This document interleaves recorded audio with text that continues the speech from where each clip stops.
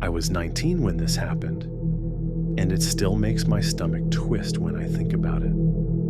Back then, I was working part-time at a Starbucks in the city. It wasn't glamorous, but it paid for rent and books, and most of my shifts were at night.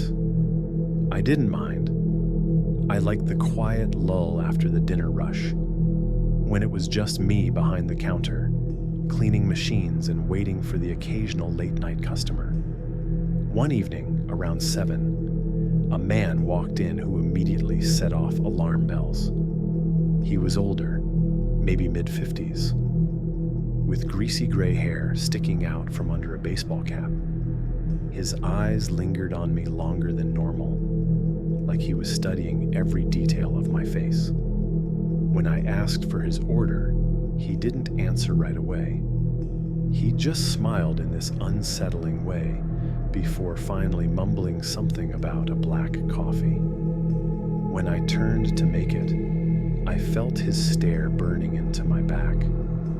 Customers look at baristas all the time, but this was different. This felt deliberate. When I slid the cup across the counter, his hand brushed mine in a way that didn't feel accidental. He didn't break eye contact.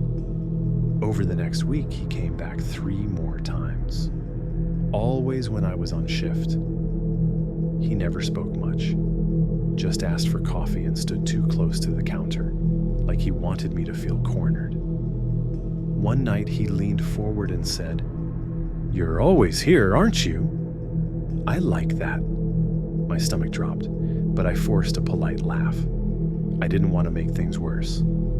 That Friday, my shift ended at 10 p.m. I locked up, slung my bag over my shoulder, and started the short walk home. The street was mostly empty, lit only by yellow streetlights and the occasional car passing by. At first, I thought I was imagining it. The sound of footsteps behind me, matching my pace. But when I crossed the street, the steps crossed too. I glanced back and froze. It was him, the man from Starbucks.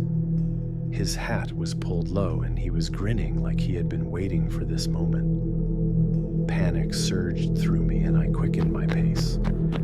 He matched me step for step. By the time I reached my block, I was practically running.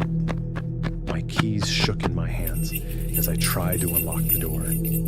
Behind me, his footsteps got faster. I stumbled inside, slammed the door, and threw the lock just as the knob rattled from his hand on the other side. "Dad!" I screamed. My father was in the living room, and within seconds, he came charging towards the door with the pistol he legally kept in the house. He yanked it open, and there the man was, standing on our porch like he had every right to be there. My dad didn't hesitate. The man lunged forward, and a gunshot exploded in the night. The stalker collapsed on the steps, clutching his leg, howling in pain. Neighbors' lights flicked on, and sirens echoed in the distance. The police arrived minutes later. They cuffed him right there, his blood staining the pavement. In his pockets, they found zip ties, a syringe filled with some kind of sedative, and a folded piece of paper with my name written across it. That was the part that broke me. The realization he hadn't just picked me randomly. He had been planning something. The officers later told us he had a history of harassment charges in other states. He had driven hours to get here. I couldn't stop shaking as they hauled him away.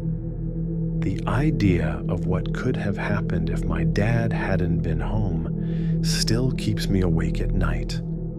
That night changed the way I see everything. Crowds, quiet streets, strangers who stare too long.